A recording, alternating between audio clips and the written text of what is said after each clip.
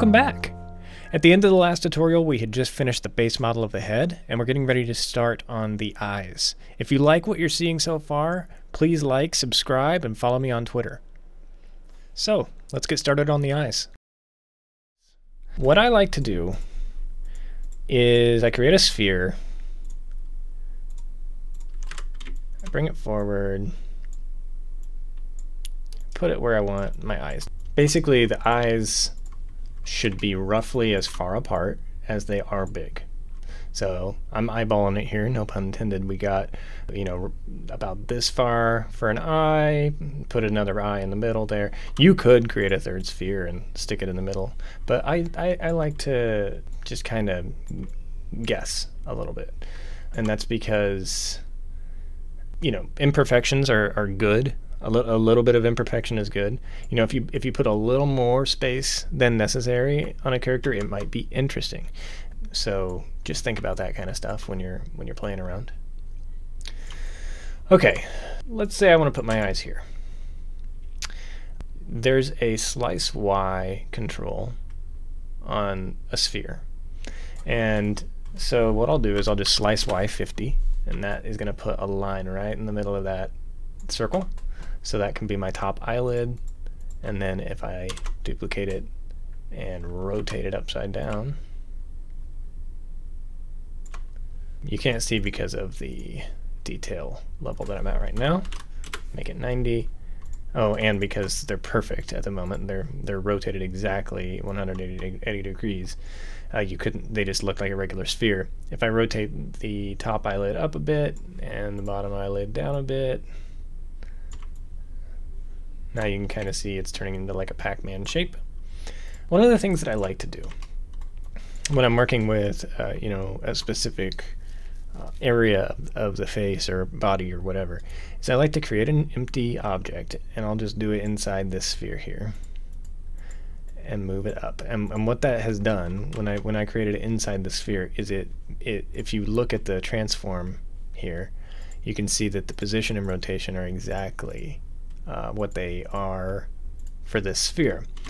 In this case, it's not going to matter. The rotation won't matter too much. But in another case, like let's say the ear or something like that, it could be nice to have a parent object that has exactly the right rotation on it, so that the local rotation gizmo is lined up in a nice way. In this case, I'm actually going to zero that rotation out because I don't care about it. You just want to make sure that the scale of this game object we just created is 1, 1, 1. If it's not, you can end up with some really weird, sometimes desirable, sometimes not desirable transformations of the child objects. And then I'm going to parent these spheres to this game object and name it eye. And now if I, let's say, rotate the entire eye up, I'm rotating both of those objects. I could rotate the whole thing this way or this way and create interesting shapes with the eyes. In this case, I'm not going to do a whole lot, I don't think, with them. Then I create a second Clayxel container, and I'm going to give it Clayxel detail of 100 because it's not going to have very many objects in it. And you can see here that the gizmo, it's kind of hard to see the gizmos, but you can see that the gizmo is big enough to hold eyes. I'm going to move it forward just to make sure that we have the right, to make sure we have enough space. And then I actually make the scale of this thing 0.5, 0.5, 0.5. So what does that do? As I told you earlier in this tutorial, you can increase detail by increasing Clayxel detail, and then you can increase detail by reducing the size of the container, right? Honestly, those two things are kind of very similar in terms of what they're actually doing in the scene. And then this bound scale will determine how large the object can be. You want to be really careful. I just want to disclaim this really quick. You want to be very careful. You don't want to model your whole object at this high of a level of fidelity because your computer will chug. You're going to get really bad performance if you do this. But specifically for the eyeballs, I'm going to do this because it'll give us a lot of detail and a lot of control, okay? So I'm going to bump only the bound scale X up to 2, just to make sure that there's enough space for the eyeballs. Because as you can see before this, it's hard to see here, but let me go to global config and change the bounds color to something really easy to see, and bump that, that alpha up. Okay, as you can see here, the line of the container is right on my eye, so I need to bump that bounds scale up to 2. And I'm going to add a sphere. Actually, you know what? Let me show you this real quick. I can actually take one of these clay spheres, duplicate it, pull it into this container, change the slice Y to 0, and look, perfect. Clayxels isn't very picky about that kind of thing. You can pull objects from one container to another if you want to. And what you'll notice here is look how smooth that eyeball is. If I like, you can see the points, but only if I zoom way in. And that's exactly what we want, specifically for the eyeball. You want it to be very smooth. We're going to reduce its size a little bit. I'm going to bump the Clayxel detail of my model up really quick, just to save my scene, just so we don't lose our work here. Save often. That's such an important thing to learn. And also, if you're following along, you may start having artifacts and stuff. I've got very high performance computer, and so I can bump my point cloud memory up to high, my clay objects memory up to mid. My sometimes I bump this up to balanced or max sculpt detail, but depending on what I'm doing. Right now I leave it at performance. But what this high cloud memory will do is, if you start to have issues working at high resolution, where like the model starts to disappear and stuff, that's because there's not enough points in your Clayxel volume to render what you have modeled. If that ever happens to you, don't worry, because this is all the model is kind of deterministic in the way that it is created. It's determined based on the order of the objects in the container and everything. So like, if you ever see your model start to disappear, you haven't lost anything. Don't freak out. Don't like start deleting things or adding things or mess up your model. Just come in here, hit the reload all button, and if that doesn't fix it, or if it only fixes it for a couple seconds before it breaks again, consider bumping your point cloud memory up. And that's it. Okay, now as I've told you before, this head, I don't want it to be high res all the time, but for now, while I'm messing around with these eyeballs, I'll have it be extra smooth. So here's my clay sphere that's an eyeball. I'm going to duplicate it and move it forward and scale it way down. And what I want to do is I want to kind of line this sphere up so that so it might not even be helpful to pop into orthographic view to do this. So exactly where it isn't curved at the top and bottom, we want to pull that in to where that is parallel with the front, sorry, not parallel, is intersecting with the eyeball model. We'll pull back here into perspective mode. And then I'm going to scale this down along the x-axis so that it's more flat. The trick here is, and it depends on your model, how much some of this matters. But if this thing is going to be animated at all, you probably want the clear part of the front of your eyeball. You want it to be able to fit. I'm going to do my parenting trick again. Call this eyeball. Sorry, I stopped mid-sentence there. You want it to be able to fit under the eyelid. See how it's not like popping through the eyelid when I rotate it like that? If you're going to animate it at all, you definitely want it to be at least that thin. Okay? But having some volume there is going to make your model look a lot more interesting. And then another thing I like to do is, well, you know what? I'll do it in a better order to make it clearer how I do this. So let's say I want to make a blue eye. What I'm going to do is pick kind of a bluish purplish color. Don't follow my tutorial exactly. Okay, play with colors. maybe go learn a little about color theory and try to understand why I'm picking the colors I pick. You want variation, and you like, if you're making a blue eye, you don't want it to be all the same hue of blue, because that's not going to be very interesting to look at. Okay, I'm picking kind of a purple color, a dark purple color, and this is going to be, there we go. You'll see that, like, if you look at this person's blue eye, they've got kind of this dark ring around the edge. Okay, that's what I'm working on right now. So I'll make it this kind of dark purple color, and then I'll make another sphere. And here's another really cool feature of Clayxels. We can put it in painter mode, and we can bring it in, and we can, let's say, give it this lighter blue color.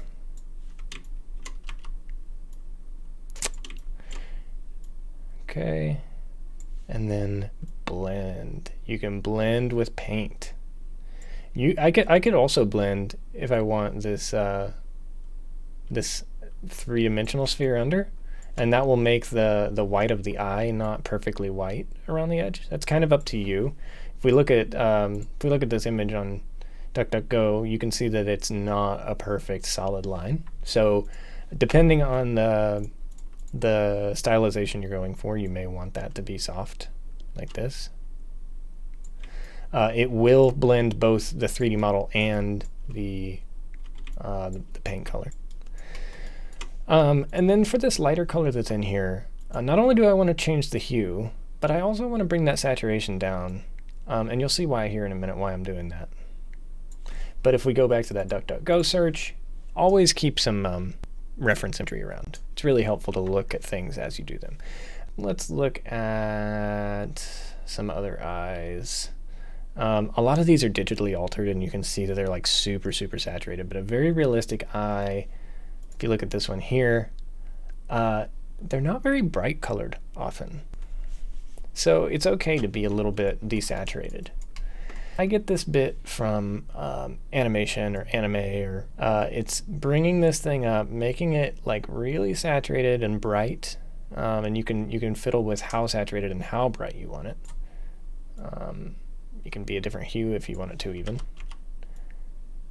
I make a paint volume that's kind of down here towards the bottom. And what this represents is that the eyeball is, let's look at eye anatomy. The iris of an eye is not flat, and light will come in through the top of the cornea and go through this little area here, and it'll kind of hit the iris. Light coming from above will kind of make this really pretty lighter color down at the bottom. You see how it kind of looks like light's coming in and hitting the bottom of it. I'll create another one, and I will make it white. You don't have to do this part. This part's totally optional. I'll make it white. I'll bring that blend down, way down. Doesn't have to be 0, but down. Make that smaller.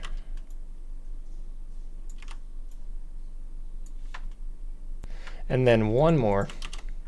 This one is going to go in the middle, and it's going to be our pupil. We're going to make it black. We're going to bring the blend down to 0.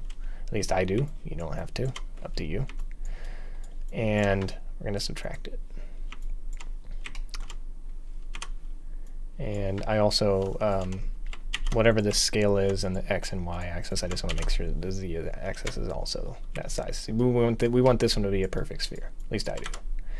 And again, I'm lining this up so that the Y axis here is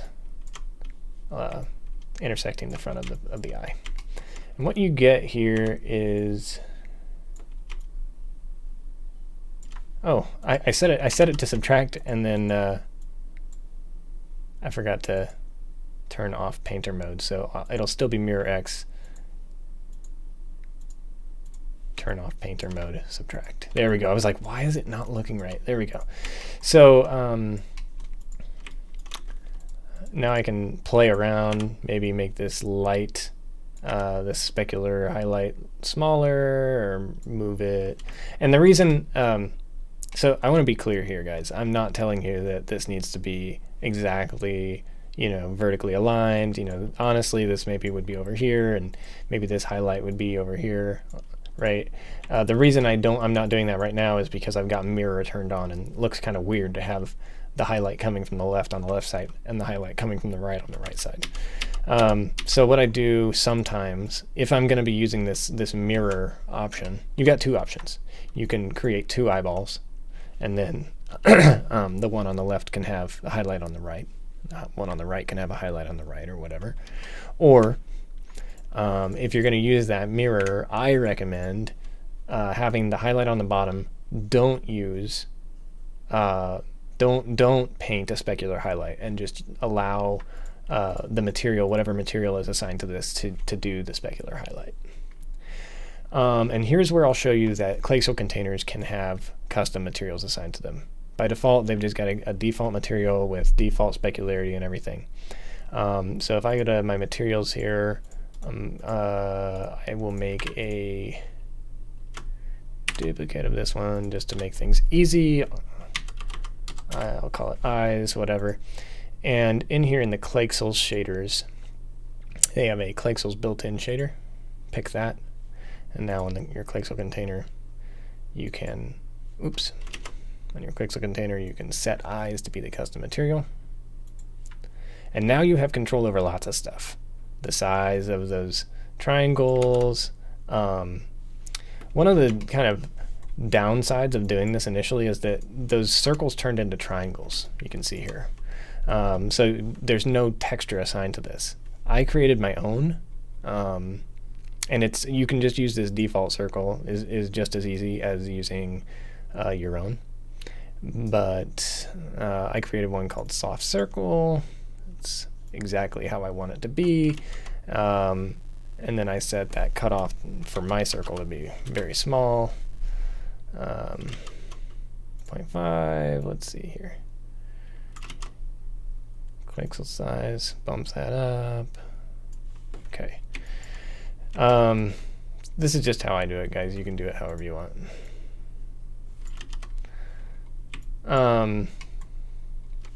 And then you can edit the smoothness of this thing and get that specular highlight how you want it, based on where your directional light is pointing, or soft light, or whatever, or point light, or whatever light you have in your scene. So now that highlight is actually accurate. And the added benefit of having that subtracted pupil is that you get a second highlight on your eye.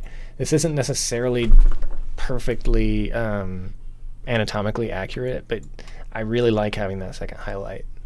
You could blend the bottom eyelid into the top eyelid, which will give you this kind of softer connection between the bottom and top eyelid. Don't have to. What you'll start to see here is that the eye line that I created on the front of the model, you may have noticed this already, it's not giving us the entire view of the eyelid. And if I push it all the way in like that, now the shape of the skull doesn't look right. So this is where it's really important to start playing around. One thing that I sometimes do is I take, this eyelid sphere, put that slice back to 0, and subtract, and the order of these things matters. The higher it is in the hierarchy, it's kind of backwards, the lower it is in terms of the order of operations. So the things lower in the hierarchy happen later. Now I'm not cutting the eyelids, I'm cutting below the eyelids. So I can bring this sphere over here and blend and make it smaller and so on and so forth, right? So there's options for like getting the face to bend to your will and do what you want. Pull it forward maybe a little bit on the x-axis, bring it in, bring it up, pull it. See how I'm just fiddling and fiddling and fiddling until I get it to do what I want. There's no like, if you came to this video hoping that I was going to give you all the answers, unfortunately I don't have them. Because oftentimes I'm not happy with my models until I've worked on them for a few hours, and then I'm like, oh, I love it, and then I walk away from my computer and I come back and I'm like, what in the hell have I done? This is horrible. So I like personally to have a hard line for my eyelid, for my top eyelid at least. least. So I don't usually do any blending with my eyelids. I blend volumes into my eyelids. And what I'll do is I will create, I'll take, let's say, this sphere that I was just playing with. I'll set it to add. I'll bring it over here. Sorry, oops, I've got blend turned all the way up. Bring it over here onto the top. And remember how earlier I said it's nice to have shapes that aren't like perfectly round, perfectly rotated, and stuff like that. So maybe I'll bring it in here and add a little bit of kind of fat skin into the eyebrow and blend that in, something like that. Maybe I don't want it to be blended. I'm struggling to decide now. Maybe I want it to be blended before the eye. Yeah, there we go. Something like that. Bring that down, bring that forward, and so on and so forth. And you can see how like you can start to play with how that skin interacts with, or how the eyebrow skin interacts with the top eyelid. Hey, here's what I was talking about. Sometimes you're working and some artifacts start to happen. What do? Go into the global configuration for the clay container. Reload all fixed. Oftentimes the solution to fixing it long term is to just bump this thing down to like, I don't know, 70 or something, and it's okay. It looks ugly, that's fine, whatever. Just play with it at a lower resolution and you won't have so many problems. Another thing I could do is I could take this eyeball, and since we're not editing it anymore, go ahead and open up extras on the clay container. I'll call this thing eyeballs, and change the frozen asset name to eyeballs, and freeze it. And what does that do? Well, this thing is now a mesh. If I zoom in on it, you can see it's no longer made of circles. And if I turn this thing to wireframe, now you can see it's actually a mesh. And so it's no longer like the update loop is no longer trying to update the Clayxel container in update mode or in edit mode, which means that you know, that issue that I had a second ago may have had to do with how Clayxels manages memory. Maybe I bumped up on the upper limit of the memory for Clayxels, and so I started getting visual artifacts. That's why you want to work at as low of a resolution as you can and bake as many things as you can that you're not working on. Just really quick, if you look down here in my project folder, you can see it made a mesh and a material called eyeballs. If you unfreeze the eyeballs, which I will do really quick just to show you, defrost Clayxels, you can play with them in Clayxel mode again. But now this eyeball mesh, you could delete it because if I bake it again, it's going to make a new mesh. You could also delete the material if you want to. So I'll go ahead and delete that mesh. You can sometimes, and I think it's when you edit the mesh and then bake it again, you can end up with multiple meshes that have the same name. So just be aware of that sometimes this folder can get messy. I like to keep my baked stuff in a meshes frozen folder. So like for instance, Ahsoka, all of Ahsoka's frozen stuff is in here. Keeps it out of my assets directory.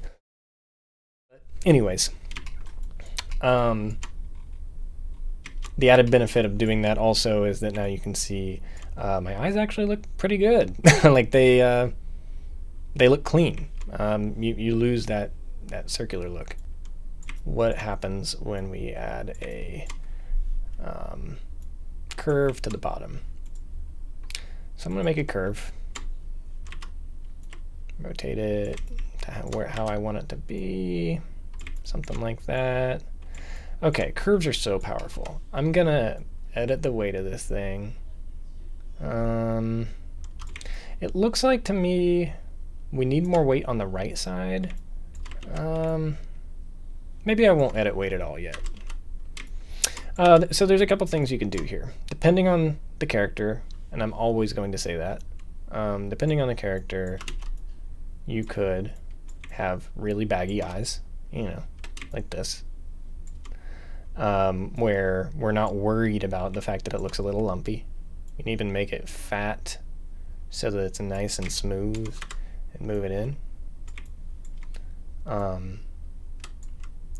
You can, so that this here is one totally valid option. But for something like Ahsoka, where I wanted her face to be much more smooth, what I did is, I'll pull this out so that you can see what I'm doing. I scaled up the thickness on this thing, and then I moved it in. And actually, I think I might have done something like this, so that the top edge of the curve is where it's going to touch the eyeball, and it's just going to kind of go into the head, which will make it blend less and less with the outer mesh of the face, if that makes sense. So let me see if I can show you what I mean. If I push this in here, you can see that as I rotate it here, just to make it super apparent what I'm saying, as I rotate it, the amount that you see, the effect of the curve, is higher the closer the curve is to the surface of the face, right? So I push it in, and I pull it up to the eyeball here, and I maybe make it less fat. I don't know, I'm just playing around. Less fat, blend more, bring it down, rotate, down, rotate, forward, something like that. This is still horrible. I'm so sorry. Forgive me. It looks ugly. Maybe edit the weight. I can decide if I want it to be more of like a cheekbone, like that, or if it's more like kind of a bag under the eye that's coming out from the left edge here of the eyeball. And you can rotate it in. See what I mean?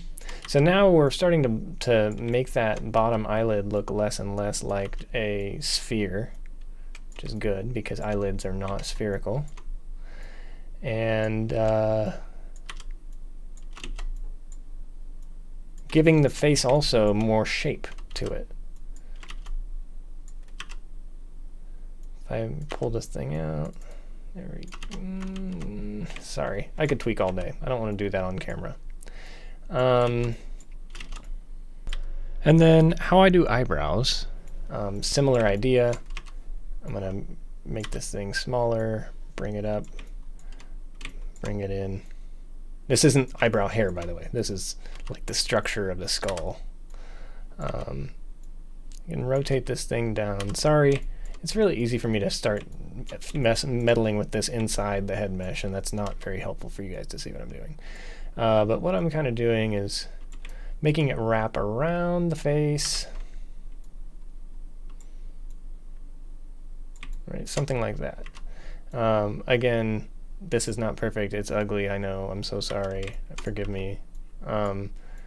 Probably want less amplitude here, less curve. Sorry, again, did that in the face so you couldn't see it. Less curve in this case might be helpful. Make him look less like Piccolo from Dragon Ball Z. I don't necessarily want that. Bring it down, maybe. Depends on your character. Depends on your character how much of a crease they're going to have in their eyebrows. And so yeah, I mean, this is roughly how I make my eyes. Not exactly, and not the same every time, but I hope this has been helpful for you. You can see here. Let me just show you what I meant earlier by the fact that Clayxels, in my opinion, is like one of the most powerful modeling tools that you can use to make these kinds of things. Is now, you know, I can just come in here and decide, I don't like where the eyes are on the face. And because I've parented them all under this eye orientation group, the only downside being that I actually have to move the eyeballs as well, because they're a separate mesh. And here you go, I can move them up and down. I may also need to grab this eye line.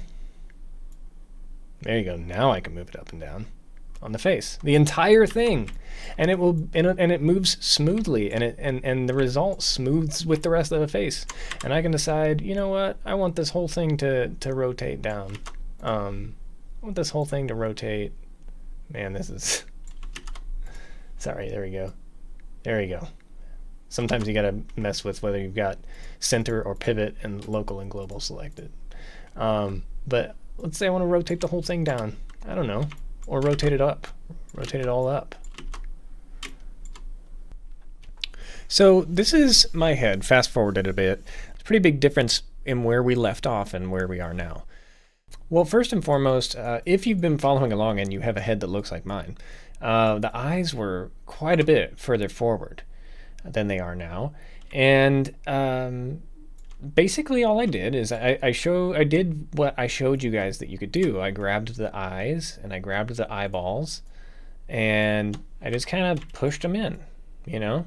And I also took the eye line, and I didn't push the eye line in, because what that would have done is it would have not only pushed in the middle of the eyes, which is what I want, but it would have also pushed back the kind of the temple region back here.